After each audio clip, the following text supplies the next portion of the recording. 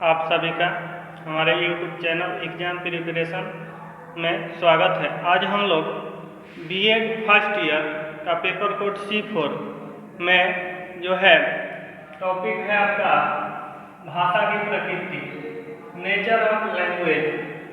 Topic की व्याख्या करेंगे, इसको समझेंगे, पढ़ेंगे। देखिए, भाषा की प्रकृति अत्यंत सूक्ष्म है। भाषा की प्रकृति जो है होती है वो सूक्ष्म है।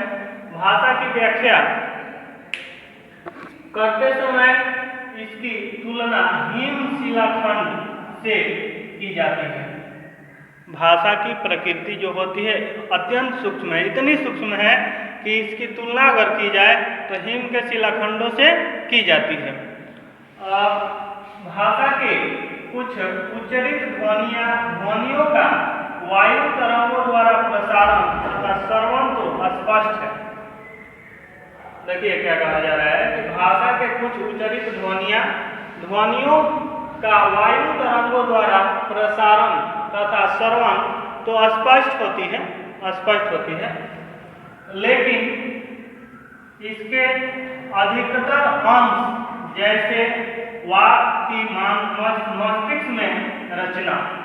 जैसे वाक्य की मस्तिष्क में रचना, श्रोता द्वारा भाव ग्रहण की प्रक्रिया। वाक्य की मस्तिष्क में रचना, श्रोता द्वारा भाव ग्रहण की प्रक्रिया, संकेतों का वर्तमान तथा विगत अनुभूतियों के साथ संबंध। जो संकेत होते हैं उनका वर्तमान तथा बीते हुए अनुभूतियों के साथ संबंध एवं उनका सामाजिक, सांस्कृतिक एवं संवेगात्मक पक्ष जो होता है अदृश्य होता है।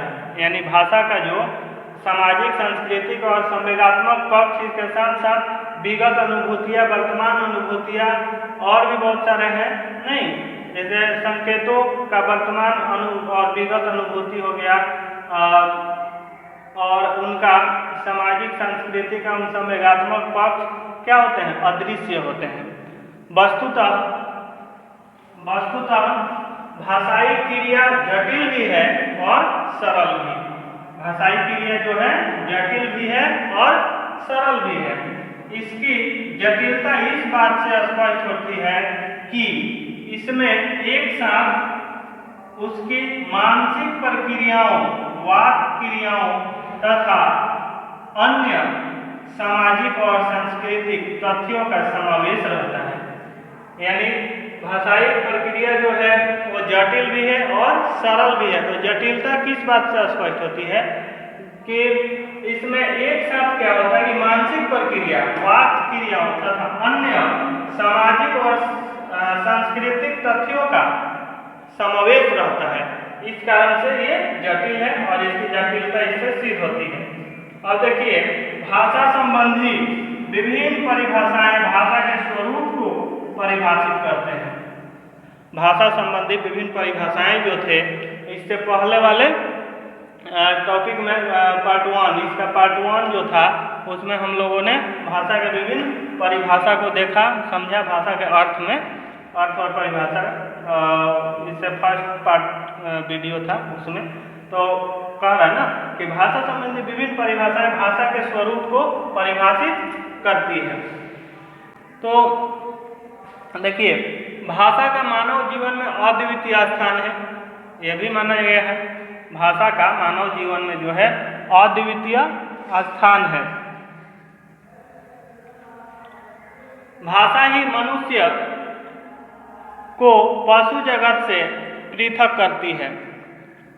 भाषा ही मनुष्य को पशु जगत से पृथक करती है। भाषा के द्वारा ही विचारों का आदान प्रदान किया जाता है। अतः समाज में भाषा का बहुत महत्व है।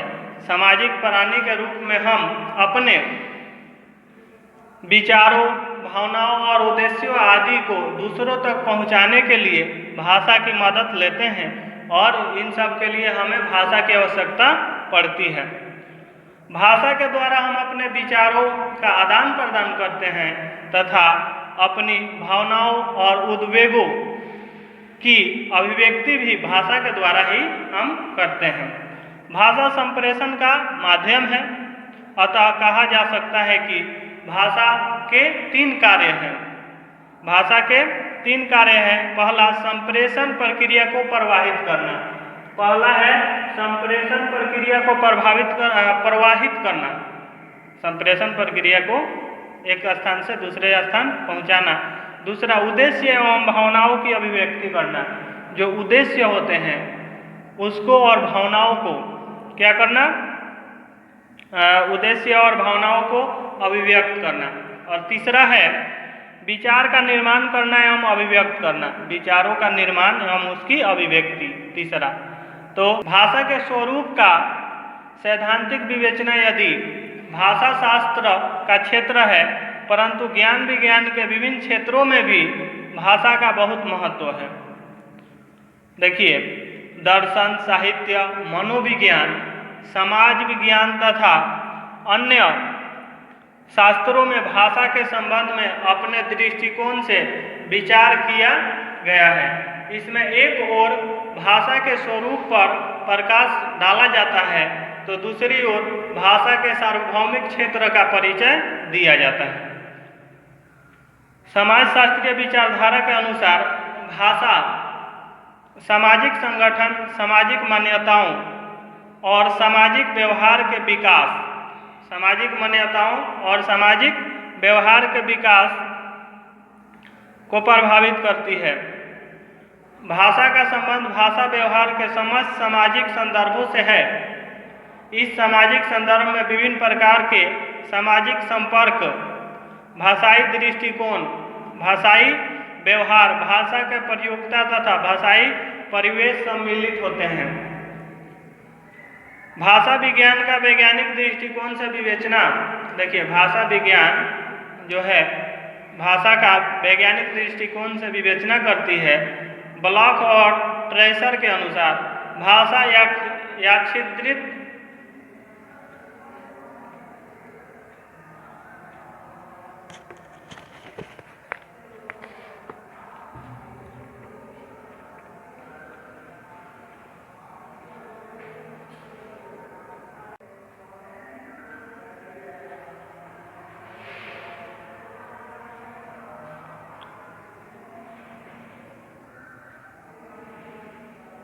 ब्लॉक और ट्रेसर के अनुसार भाषा यादृच्छिक ध्वनि प्रतीकों की व्यवस्था है, जिसके माध्यम से कोई मानव समुदाय परस्पर सहयोग तथा व्यवहार करता है। भाषा का उच्चरित स्वरूप ही वास्तविक है, भाषा की सुनिश्चित व्यवस्था है और वह संप्रेषण का सर्वाधिक महत्वपूर्ण साधन है।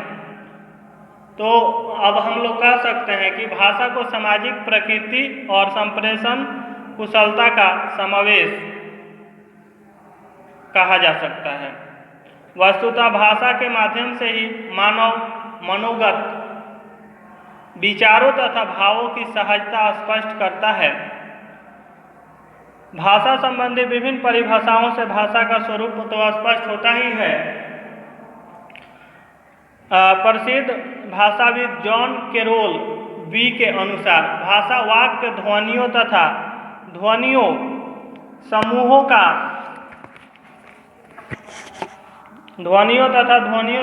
का स्वैच्छिक परंतु संगठित रूप है, जिसका पारस्परिक विचार विनिमय में प्रयोग होता है, जो विस्तार के साथ साथ वस्तुओं, घटनाओं तथा मानव अनुभूतियों की प्रक्रियाओं का अंकन करती है। संबंधी कुछ विशिष्टताएं जो है इस प्रकार है। पहला, भाषा में ध्वनि प्रतीक ही प्रमुख है। भाषा में ध्वनि प्रतीक ही प्रमुख होता है। भाषा एक व्यवस्था है।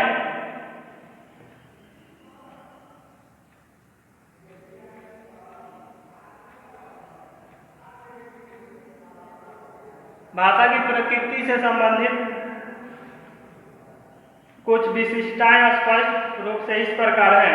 पहला होगा भाषा की प्रकृति से संबंधित कुछ विशेषताएं में पहला है भाषा में ध्वनि प्रतीक प्रमुख है।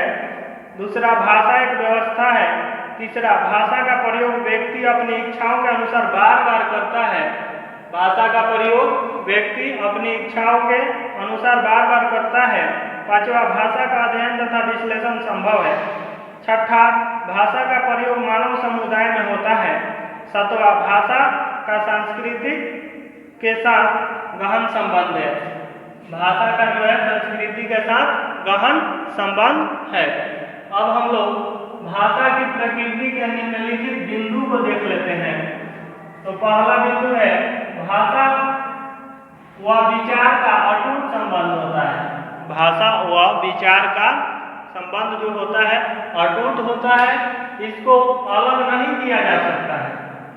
इसको हम लोग अलग नहीं कर सकते हैं। ये दोनों का संबंध जो होता है अटूट होता है। यानी कि बिना विचार का भाषा जो है भाषा नहीं है, उस भाषा का कोई मोल नहीं है। विचार के अभाव में भाषा का कोई मूल्य नहीं है। देखिए कैसे मूल्य नहीं है।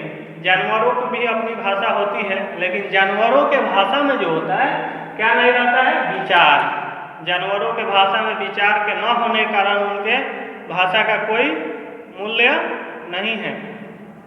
अब देखिए दूसरा, भाषा अभिव्यक्ति का एक सांकेतिक साधन है। भाषा अभिव्यक्ति का एक सांकेतिक साधन है। भाषा के रूप में प्रयुक्त संकेतों द्वारा समाज के सदस्य अपने भाव प्रकाशन या विचार विनिमय करते हैं। यानी भाषा जो है एक सांकेतिक साधन है। इसी के द्वारा मनुष्य जो होते हैं अपने भाव प्रकाशन यानी कि समाज के सदस्य भाव का प्रकाशन विचार विनिमय समाज में करते हैं। तीसरा है भाषा का संबंध परंपरा से होता है। देखिए भाषा का संबंध परंपरा से होता है। यह कैसे? तो यह एक पीढ़ी से दूसरी पीढ़ी द्वारा ग्रहण की जाती है। भाषा जो होती है एक पीढ़ी से दूसरी पीढ़ी द्वारा ग्रहण की जाती है। इसके मूल रूप में थोड़ा बहुत परिवर्तन तो कर सकते हैं, परंतु इसमें अमूल चूक परिवर्तन या बिल्कुल नई भाषा का सृजनात्मक साथ नहीं होता है। यानी भाषा जो होता है एक पीढ़ी से दूसरी पीढ़ी द्वारा ग्रहण की जाती है, लेकिन इसके मूल रूप में थोड़ा बहुत परिवर्तन, इसमें थोड़ा बहुत परिवर्तन किया जा सकता है, लेकिन मूल रूप में इसके कोई परिवर्तन नहीं होता है। क्योंकि आज से 50 साल या 100 वर्ष पहले, 100 वर्ष या 50 वर्ष पहले की जो हमारी हिंदी भाषा थी, क्या वही आज रह गई है? नहीं, कुछ इसमें परिवर्तन आए हैं, लेकिन उसका मूल रूप जो है शुद्ध हिंदी वो वही है। लेकिन थोड़ा बहुत परिवर्तन आया है, जैसे इसमें अंग्रेजी का समावेश हो गया है, नहीं, और भी बहुत सारी भाषाओं का समावेश हो गया है। शब्दों का हिंदी शब्दकोश में जी जो है इसके स्वरूप को थोड़ा बहुत बदल दी है, लेकिन इसका मूल रूप जो है वो मूल ही है। अब हम लोग देख लेते हैं भाषा का संबंध। भाषा अर्जित संपत्ति है। ये तो हो गया भाषा का संबंध परंपरा से हो गया। भाषा अर्जित संपत्ति है। कैसे?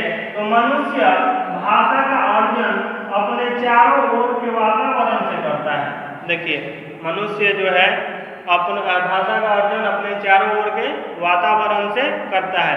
जब बच्चा जन्म लेता है तो कोई भाषा नहीं जानता है, जन्म के बाद ही भाषा सीखता है, जन्मोपरांत। लेकिन वो कौन सी भाषा सीखेगा और किस भाषा को सीखता है, ये उसके जन्म स्थान जहाँ जन्म हुआ उस वातावरण समाज पर निर्भर करता है।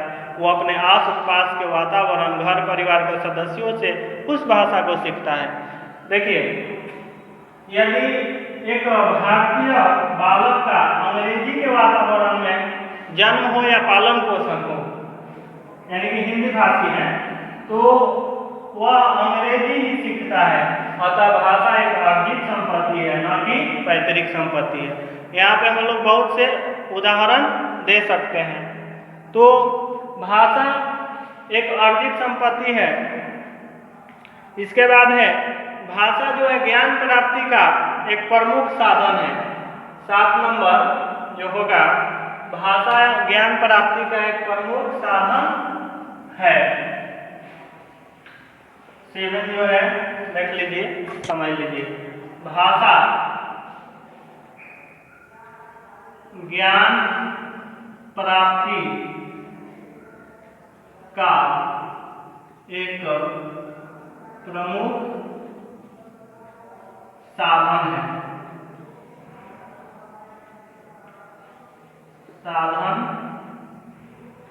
है। ये है आपका 7 नंबर।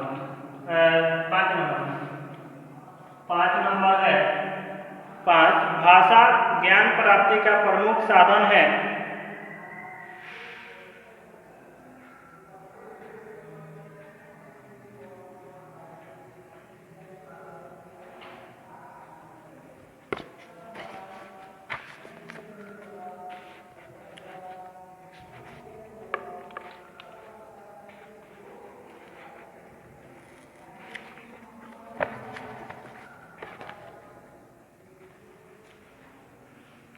हाइट भाषा ज्ञान प्राप्ति का एक प्रमुख साधन है। देखिए क्या होता है कि भाषा के माध्यम से ही एक पीढ़ी से दूसरी पीढ़ी तक ज्ञान क्या होता है, स्थानांतरित होता है, यानी विरासत के रूप में मिलता है ज्ञान, जिसको लिखित रूप में या कहानी के रूप में समाज में प्रचलित किया जाता है, प्रचलित रहता है, और उस ज्ञान को हम लोग प्राप्त करते हैं। भाषा के माध्यम से ही हम प्राचीन एवं नवीन आत्मा और विश्व को पहचानने और अपने सामाजिक, सांस्कृतिक, वैश्विक यानी कि विश्व के विभिन्न जानकारियों को ग्रहण कर ज्ञान प्राप्त करते हैं। तो ये थे आज आपके टॉपिक